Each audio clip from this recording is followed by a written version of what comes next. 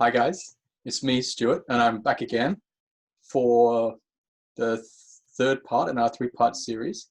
So in the first one, we spoke to Ching Ho about what he learned in the fencing in the wheelchair.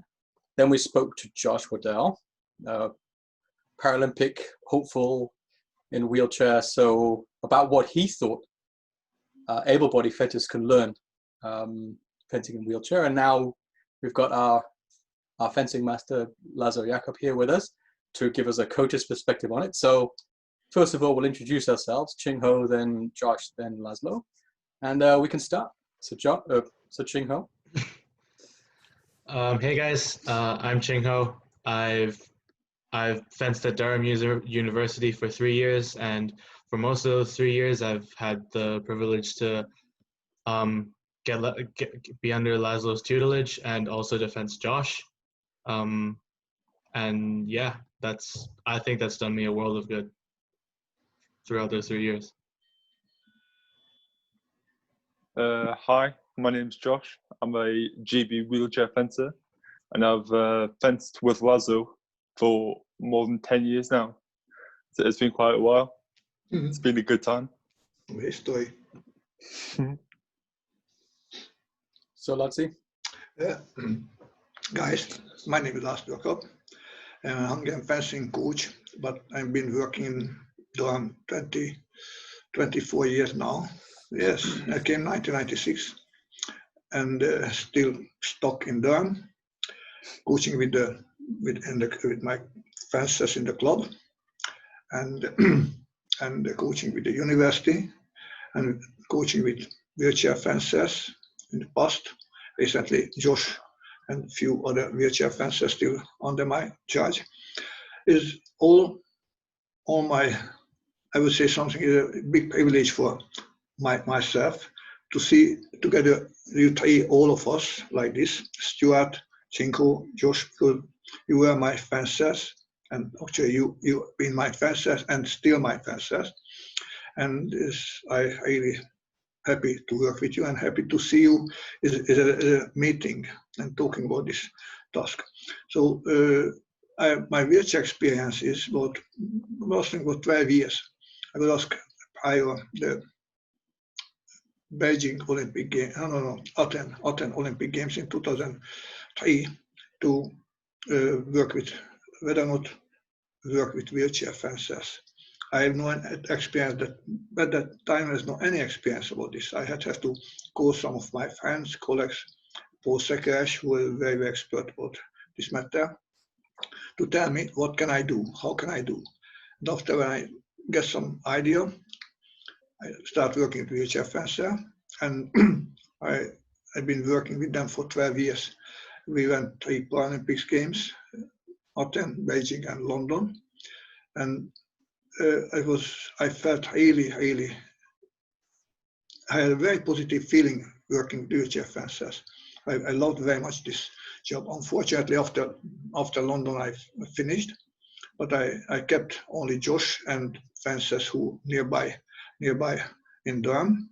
So we have two more other wheelchair fencer, and still working. I'm very happy to work with them, and I'm happy to work together parallel with the university people and with Josh with the wheelchair fencer, and I can see how they can work together, and this, in my opinion, is very, very useful, both sides, both parties. So okay, so what do you think, let's start, what do you think that able-bodied fencers like Ching Ho learn from fencing in the wheelchair? What's the main top 3 things they learn? Is Ching Ho or me? Ching Ho. Yeah, I mean, you take Ching Ho as an example. Yeah. Okay. What do you think it improved for him fencing in a wheelchair? In my opinion, is very, very useful for Ching Ho. I tell you why. He basically is very fast, and when he on the piste, moving forward, backward, he like able-bodied Epee fencer. I have to point out Ching Ho is Epee specialist. Even he's doing well for and saber as well, but Epee specialist. And Epee style is very intense, very violent, sometimes like bullying style, moving forward, backward, jumping to terrorize the opponent. And but he is very sufficient, and because not accidentally he's British champion, British University Champion Epee. So he's really good fencer, I would say, something, and top fencer. So, but when he's sitting in the wheelchair, he has to change. He has not much chance to moving forward, backward, because space is limited from here to there, and he cannot move forward, backward. And if the opponent attacking him, he cannot escape, cannot run away. Just have to learn to protect himself. Have to use action, which is working with able-body fencer, able-body fencing, but it's very restricted in wheelchair. But you have to do the same. And also, luckily, Josh fencing improved a lot during the time when we worked, and improved a lot. And Ching Ho cannot take him easy. So have to be alert in every single minute, second, when sitting facing with Josh, to when Josh coming. Josh is very fast, very long. So and sometimes he cannot use the action what he used to use in able-body fencing. Have to adopt his fencing style to the requirement what sitting in wheelchair. The other hand, the limited space allowed him to move a little bit back, moving, stretching forward, and he instead of footwork have to use this kind of movement in wheelchair. Mm-hmm. And also have to think. The reaction time is very important. So because they cannot use the time as always to going to 15-20 seconds to not doing anything, make some action. And wheelchair is very, very, very little. So immediate have to do action. So have to learn to think, have to be very alert, have to get ready, and I think is very important. And also technically, because he cannot go to the leg, to the waist to down, because wheelchair area is just waist to up. Because I know everybody knows but maybe not know, the wheelchair fencing and epee fencing, they have a big apron around the waist, which is covered the legs and the chair. So accidentally somebody hit the lower area, is no light, and so Ching Ho has to focusing just for the upper part of the body, and have to ignore the leg, but within this area, that arm, maybe the head and the chest, have to modify his fencing style, because in epee fencing is a big range of target. The body, arm, leg is a big variation to and combination how you build up the action, how do you do preparation to going down, go to leg, boom, and after go to the hand, or make preparation to the arm, and after suddenly go down to the leg. So there's a more combination, and give him more opportunity to build up tactics and build up the action, how the first, second, third step. And in wheelchair is very limited, just arm and upper body, and have to make a combination to preparation to the arm, and after go to the body, or go to the body and make a contact to the arm. So is this kind of a little bit restricted opportunity give Ching Ho more opportunity to think. How can make the action more efficient? The other hand, opponent is coming very close to his arm very quickly. If he move forward, just extend the arm and hit his hand. So always have to be very, very alert. Even more the fencing in wheelchair more intense than able body, because even if something not happen, you can dancing back a little bit, wait, and build up the action again. Wheelchair no chance. If you miss, have to get ready, maybe open immediate start, so you have no chance to relax. So the intensity of the fight is, I think, make him more being alert, more focused, and focus on a certain period of time in the action. Yeah, so Ching Ho, you talked about that, right? You were uncomfortable when able-bodied fencers were pushing you hard down the back of the piste, really rushing you. And you said training in the chair helped you out there, right? Yeah, definitely. Laszlo just mentioned that wheelchair fencing improves my technique. I'd also like to expand on that. So because, as Laszlo said, the space between each opponent is very, very confined. There's not a lot of space and there's not a lot of opportunity for me to jerk my opponent around like I would do in an able-bodied bout. So aside from trying to adjust from using my legs to using my waist, moving my waist back and forth, trying to vary the distance, at the same time, I also have to be very wary of my blade actions. So for example, sure, my blade actions are relatively big, but at the same time, I have to make sure that they cover the blade of my opponent. I have to make sure that I managed to keep control of my opponent and the blade position of my opponent. So that in itself leads to, yes, technique in terms of blade work, but also in terms of hand position. So when I get on guard, where do I want my hand to be? Where do I want to be threatening somewhere from the start? Do I want to make these tactical decisions? And these definitely translate into able-bodied fencing. Obviously, because able-bodied is less intense, there is it's less clear where the adjustments come. But say for example, I'm gonna give a very specific technical example that Josh and I are very, very familiar with. Whenever Josh gets on guard, I will turn my blade 45 degrees and point inward towards his lower wrist. Yeah, like that. Okay. So like instead of having on guard like this, yep, I have it like this. Okay. So as soon as Rit or whoever says on guard ready fence, I just go for the lower wrist, and from then on I build the action. That's one example of which wheelchair fencing has sharpened my technique in the sense that I now have a very specific blade position if I want to hit somewhere. And that specific blade position allows me to hit the target that I want more efficiently. Obviously, I can't use it as much as I do in wheelchair fencing, but there's still that same application, and that's just one of many things that wheelchair fencing has given to me in terms of my technical. Nice. Would Josh agree with that? Have you seen an improvement in that over the years? I mean, you guys are the ones with the rivalry.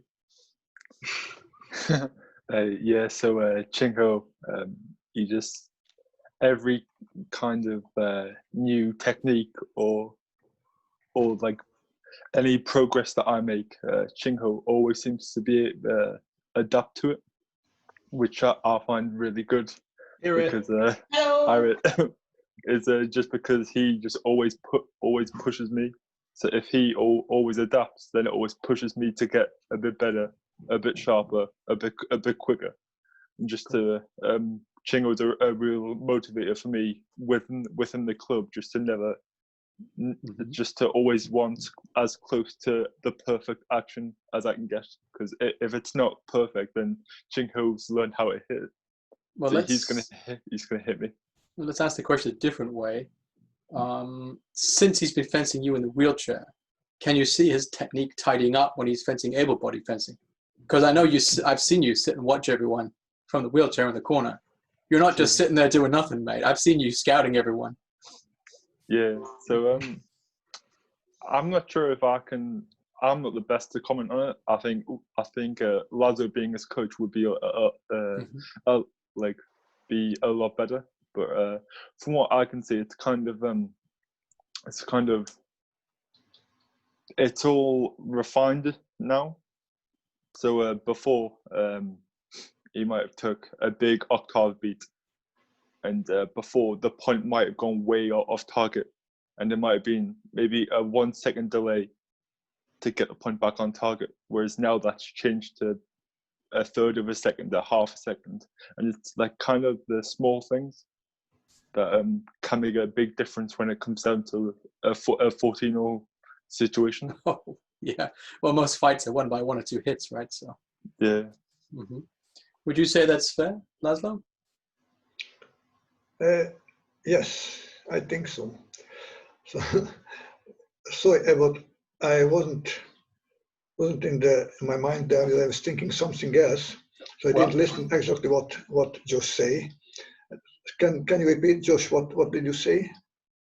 I just said that his actions are a bit sharper, and that his point doesn't move too far away from the target area. Yeah, yes, but I would say something. Josh, Josh, sometimes the point control is not really on the target, so sometimes we're messy. But when you fence with Ching Ho, you definitely have to focus on it. You cannot do mistake. Your little mistake is no small mistake, big mistake is mistake. So if you make a very little mistake, Ching Ho immediately use the benefit. So you have to be very focused when you fence with Ching Ho.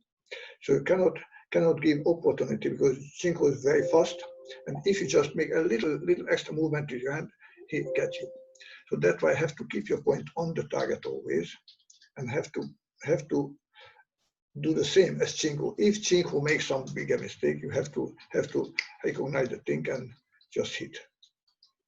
So when you fence with Ching Ho, your point control definitely will be better. Even if you practice with hit hours and hours to deliver the hit absolutely perfectly.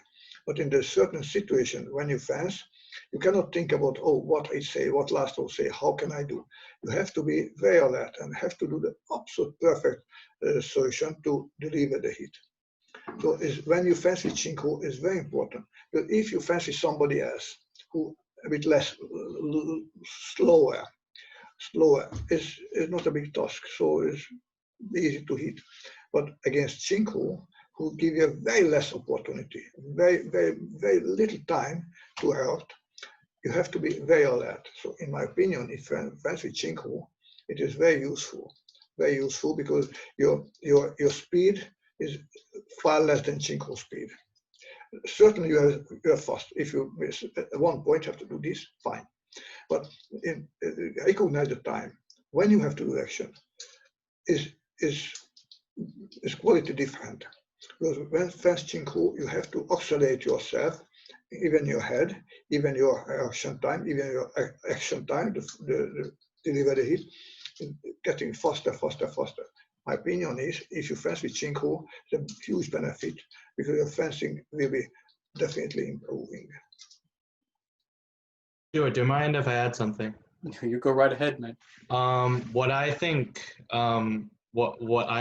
that Josh has gotten out of this, and you see it, you like if you watch videos of Josh's World Cups 2 years ago and Josh's World Cups now, there's a big difference in the sense that Josh has learned how to slow people down. Laszlo just mentioned Josh having to accelerate as well, and that's how he improves as well. But at the same time, in order to fence someone with my speed, because at the end of the day, Josh right now isn't faster than I am. So what I feel Josh has learned to do, and I think Rit has a lot to do with this. Rit has trained Josh in a lot of this, and that's trying to contain my speed, trying to control my tempo from the very start and make me fence at Josh's tempo. So I remember when I was still a first year, the bouts would be very intense, but they would be very quick because Josh is trying to fight my speed. Okay. Actually, no, that's a bad terminology. He's trying to follow my speed. Yeah. Which did not work out at all. But like I think it got to a point in towards the end of my second year, towards the beginning of my third year, where Josh really learned to control the rhythm. He learned and he uses his extension, he uses his body, he uses all the gifts that he has physically to try and show me things, to try and confuse me, to try and drag the bout out as long as possible. And in time, it means that, as Laszlo says, that there comes a point where I will make a mistake. I will make a big mistake, and then Josh takes advantage of it. He doesn't do it all the time, but he's doing more of it now. And I feel like that is another big improvement that I've seen with Josh after fencing him for so much. But Ching Ho, don't forget when you came to Durham 2 or 3 years ago, Josh was only 15 or maybe just 14. So he changed a lot in many ways. First of all, physically, his body grew up. When I remember few years ago, was a little boy. Now I was surprised when at some point he stood up from the chair, just stood, but he was same height as me. So I was really surprised. So big guys now. So I really like an adult senior person. So physically changed, the measure changed, and also last year had an opportunity to get from the Durham University to join to the fitness center and working 2 or 3 times a week and build up his muscle and growing up, getting stronger. And that is, and thirdly, he just started to enter on World Cup events. So when we watching the first videos and the World Cup event, was absolute, how can I say, beginner, novice. And his fencing now has entered a few World Cup events or even World Championship, so get more experience. Far from the complete, so far from the complete now. So I would say something. He's still just beginning of his career. His own the future is in front of him. But within the 2 years changed. So when not the same person when you fenced with him for 2 years ago. So now I think 2 years ago when you sit on the chair, you were experienced wheelchair fencer as well, because you had opportunity to fence in Hong Kong with the top Hong Kongian fencers, the world best fencers. So after when you just sit to Josh, it looks like a novice, nobody. But now it's Josh improving. So now I don't think so. You can take him easy because his fencing, physically, tempo-wise, tactically, and combination-wise, improved a lot. So he never be so quick, not so fast like you, but his fencing should compensate technical-wise, tactical-wise, should compensate your speed. So I wish if he could so fast like you, but he never. But he can reach the stage when you are now. Where you know that going up the hill is not many side. So some people very fast, some people slow but tactically good. Some people able to think in the combination and take the partner much more. Some people use something else, some different ability to compensate. So when you say Josh, how fast 2 years ago and how fast now is of course big different. But the reason why he is growing up, getting experience, and luckily he has got a lot of brilliant partners in the university and the club who can help him. So I think it's very important. Okay, so we've deviated a bit. Now we're talking about we're just talking about a young fencer gaining experience and getting better and better and better, and we're talking about the benefit of a rivalry, right? Mm-hmm.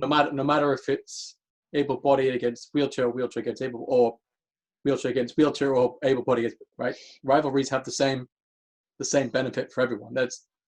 And I think, as you guys have shown, your rivalry for able-bodied fencer against para fencer, it's been great for both of you. So, but let's pull it back to our original discussion. So I take it back because we've got Laszlo here with us.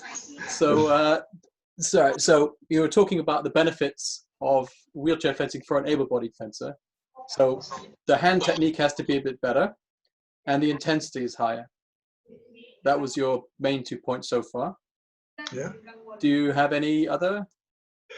I think tactically is also not the same how they fence, everybody fence against each other in tactical wise, how fence in the wheelchair in tactical wise. Because maybe you can set up your combination. Wait just for a second.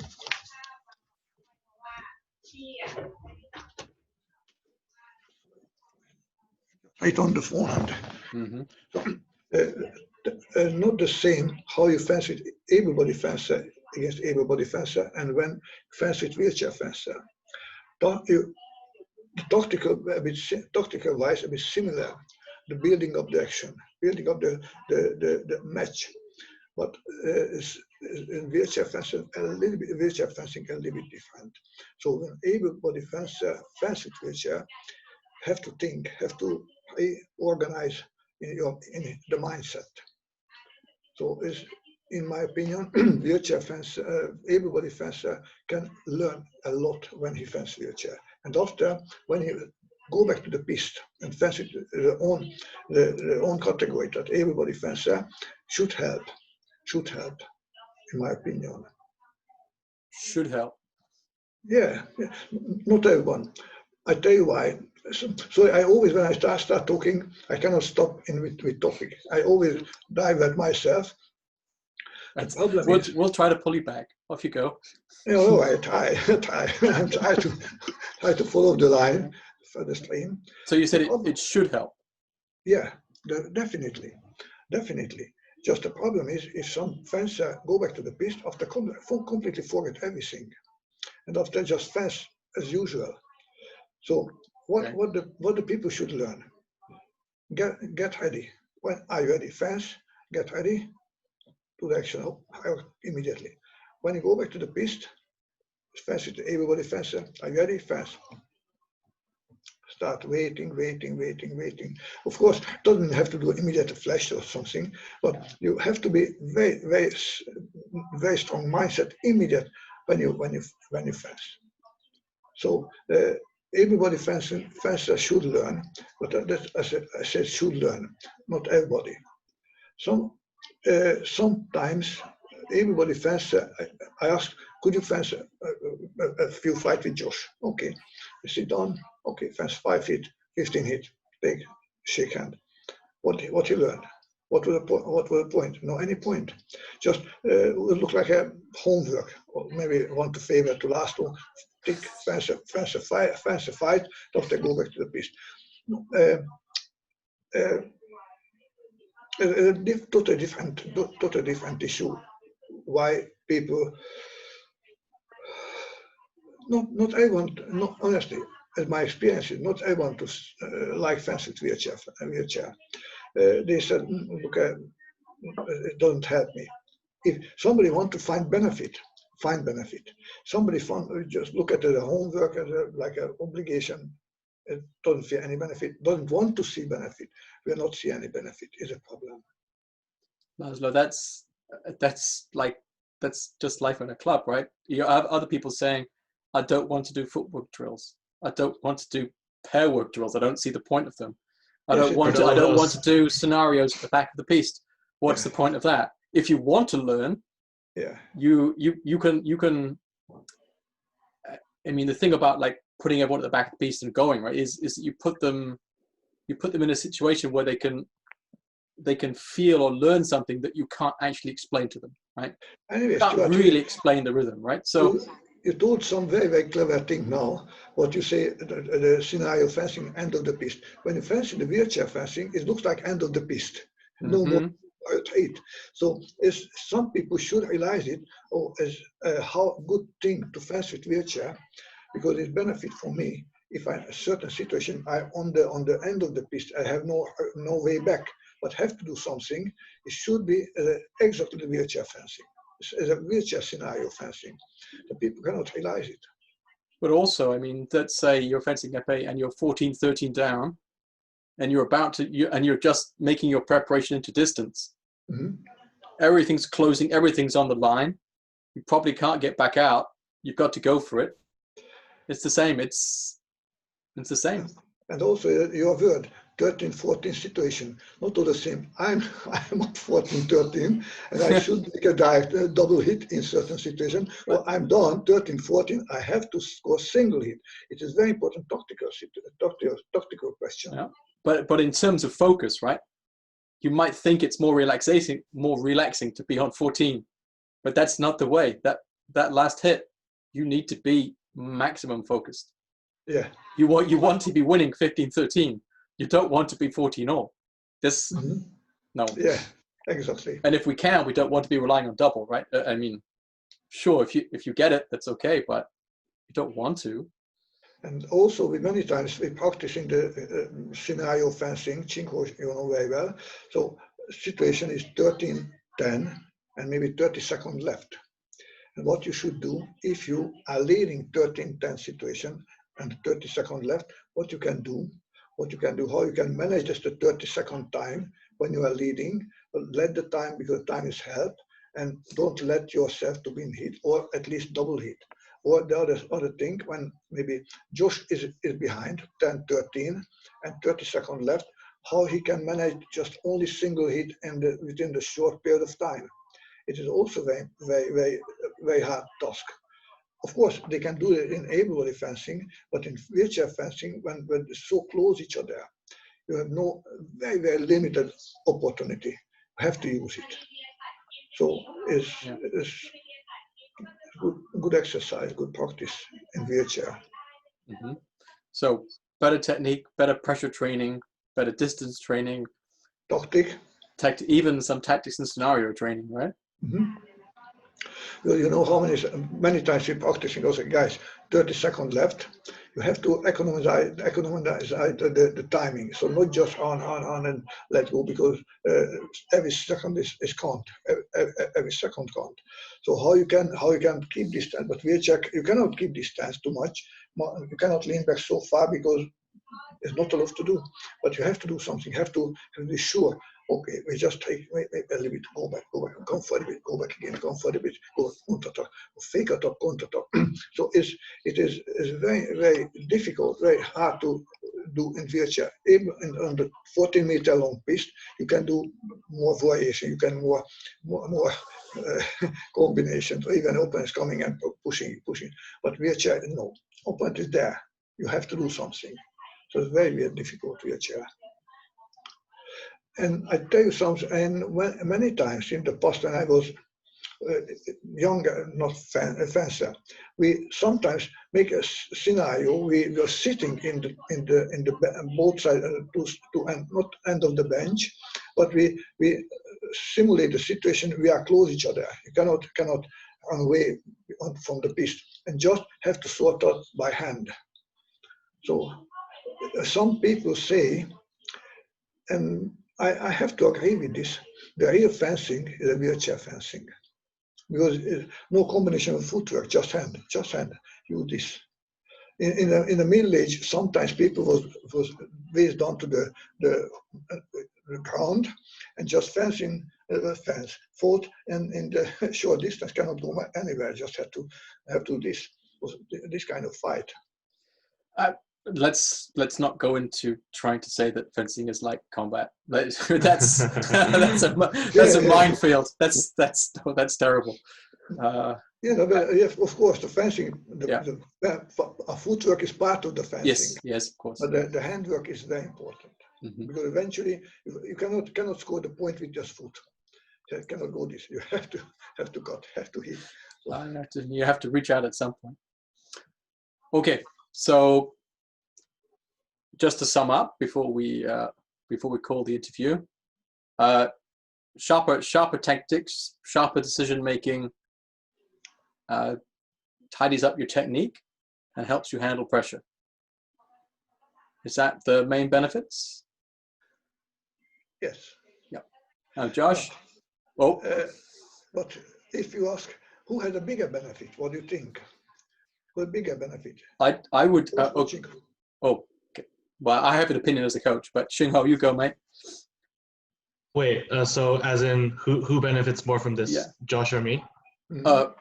or let's say a wheelchair fencer or able-bodied fencer. A wheelchair fencer or an able-bodied fencer. From your point of view, I mean, you can only speak from your experience. Yeah. Or maybe from being in the club all the time as well. Yeah. I think I'm more inclined to say well, from my own experience, I think it's usually, especially in this particular case of between Josh and myself, I think Josh benefits slightly a little bit more, but not because of the relationship between able-bodied fencing or wheelchair fencing. It's that, but at the same time, it's also a combination of other things, as Laszlo said before. Josh is growing up. Josh is becoming more physical. But Josh is maturing mentally. Mm-hmm. So like all of these things, and especially when he has sparring partners like me, and before it was Jack and Maddie, like all three of us were very intense fencers. We like to be on the blade a lot. We like to bully other people a lot, to take a page out of Laszlo's book. So it would be sometimes Josh gets bashed, but like at the same time he learns how to fight back. Ching Ho, can I ask something? Yeah. When in the club, when you fence, how do you feel when you fence with Josh? That they go back to the piste. Do you feel some different, or do you feel some kind of feeling? Oh, I'm a bit faster. My hand is better, or something. Have you got any kind of feeling like this? I usually adjust back to able-bodied fencing, but there are some times where, say for example, because of how intense the exercises that Josh and I are doing right now. So say for example, Britt would make us do 9 5-touch bouts, or first to 5. When I finish those, because I've been using my arms so much, sometimes I forget to use my legs and I misjudge the distance slightly. So for some reason, all of my flicks miss and all of my hand hits miss, and then I think to myself, okay, yeah, it's still fencing. Wheelchair fencing and fencing is still fencing, but here in able-bodied, I have to use my feet more and be a little bit more patient. Whereas in wheelchair fencing, I have to also be patient, but at the same time, I'm rewarded for being brave and going directly, or making decisions before I go into the fencing. Josh, can I ask the same? How do you feel after when you fence with Ching Ho? Because I would say something in the club relation, Ching Ho is the top. And after fence with Ching Ho a few fights, and somebody else sit on your chair, how do you feel? You feel better? You feel more confidence to fence against them, or a bit lower level fencer? Yeah, definitely. So with me and Ching Ho, it's always like really intense. You know, we're always shouting for almost every hit, and I quite like to fence Ching Ho at the end of a session, because I know that nothing can really top that, because he is the best airbase in the club, so nothing can really top that. But if I fence him at the kind of start of the session, I can really feel a difference just in my own intensity, and how I don't switch off, but the focus it just decreases a bit, because it's a bit easier to get the hit. It's a bit easier to control the tempo. So it's not that it's not easier, but I can control more. Whereas between me and Ching Ho, we both fight for somewhat control over the bout, but with the other fencers, I can sort of take control over the whole fight and over every situation. All right, why don't we answer the same question we asked Ching Ho then? Who do you think benefits most? The wheelchair fencer or the able-bodied fencer? I think. Sorry, keep going. I think, of course, it's wheelchair fencer, because there's not too many wheelchair fencers. Exactly. Okay. Nah, just putting it bluntly, there's a lot more able-bodied fencers. So, especially with my wheelchair category, I'm in category A, which is against the people with the least severe impairments. Yep. So, the most core strength and core mobility, is that? Yeah. So they might. How it's done? So they might just have lost a leg. So get a car accident or something, and the absolute perfect body, like you and me or anybody, just maybe miss the leg, and so it's very, very hard for Josh for this fence against this kind of fencer. Yeah. So the most I can fence against able-bodied fencers is just better because they're to put it in the nicest way, they're kind of who I am up against in terms of like what they can, like their ability and their movement. Yeah. If able-bodied people learn how to move in the chair, they move exactly the same, if not better than people who do wheelchair fences. So speaking for myself, I've got a condition which means my legs are quite weak, and that therefore affects the speed of my movement compared to someone who's perhaps just lost one leg. So especially your recovery. Yeah. So if you imagine you're sat in a wheelchair, to lunge, you move forwards with your dominant hand. If someone can put some kind of power through a leg, then they can move exponentially faster than someone who just uses their other arm and their core to push. Yeah, of course.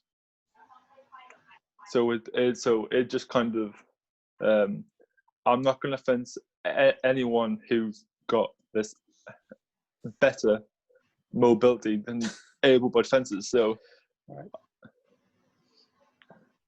Yeah, makes sense.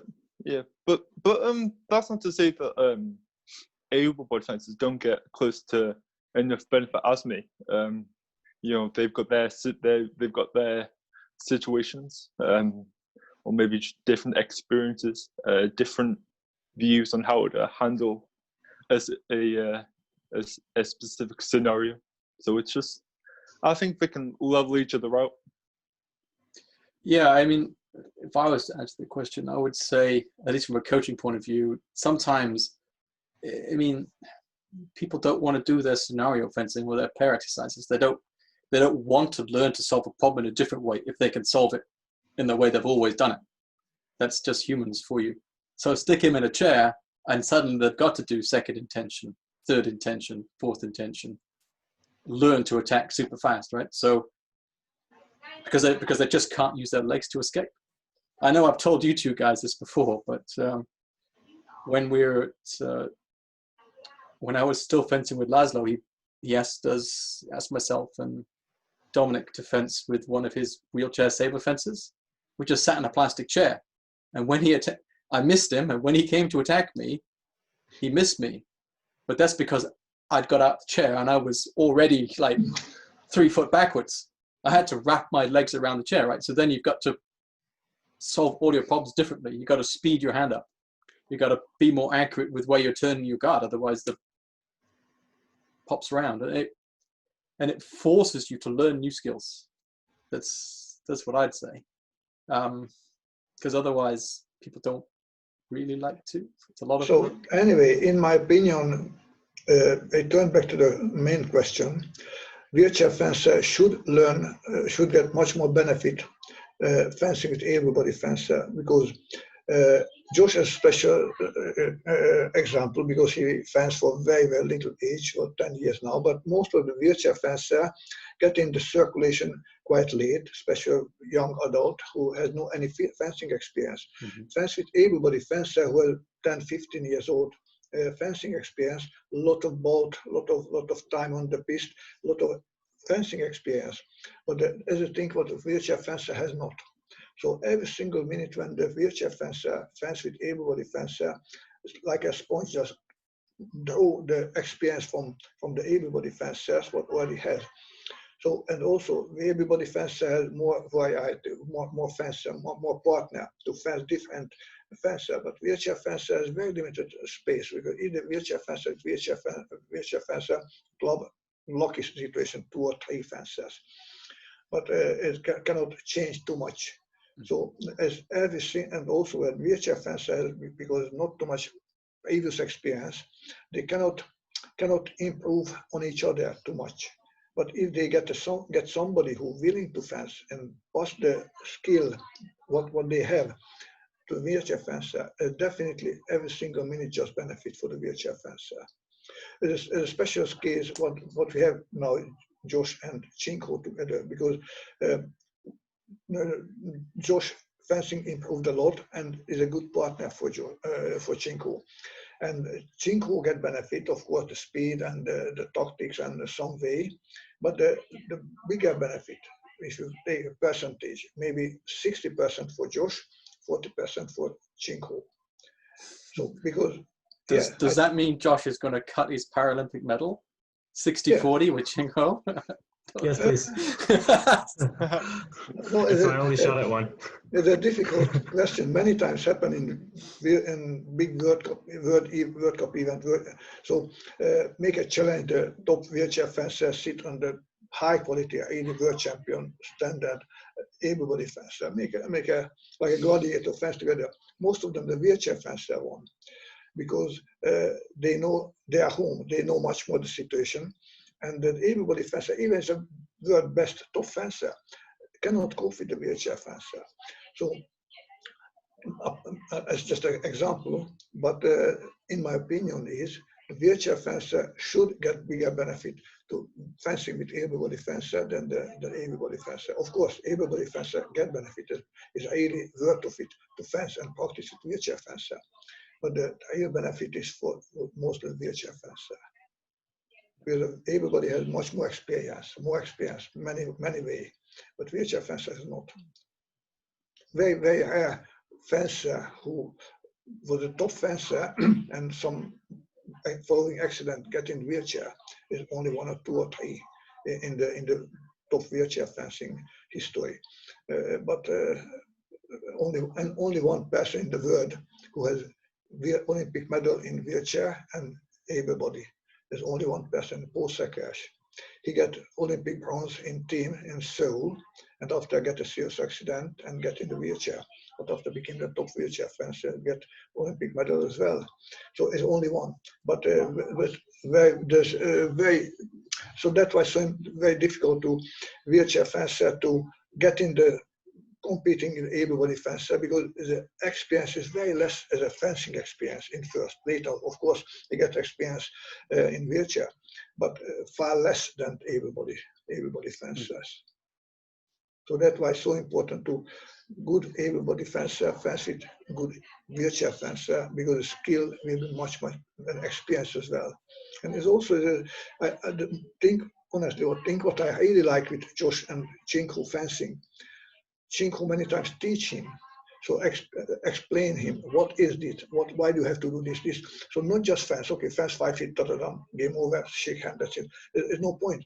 But if they a little bit educate each other like a lesson style, not lesson, just a coaching style fencing is more beneficial for the wheelchair fencer. I've talked to both Ching Ho and Josh about this, so I know Josh makes his reflections and notes on every tournament and helps himself improve. And over the last year or so, I've talked to Ching Ho a lot about just fencing and what he thinks and how he changed his fencing from foot dominant to hand and foot and back again and so on. So I think, these two are not your usual fencer just turns up and leaves again, but people that actually really care about their fencing. And also, if we bring it all the way down away from fencing technicalities, just if there's wheelchair fences, if there's able-body fences, everybody fence. It makes the style a better place. You make good friends. We all have fun. Yes, okay. And especially now with everybody being locked in their houses. Mhm. Yeah, so when we get back, don't forget, be nice to everyone. Have fun, fence everyone. Okay? Yes. Yeah, absolutely. Yeah, so I think we'll leave it there, guys. So thanks very much for this chat, and I'll see you all later. Hopefully back in the cell. Thanks for your invitation. I'm very pleased to talk with you. Yeah, thank you. Yeah, thanks to it. Thank Bye-bye. you. See you Bye, later. guys.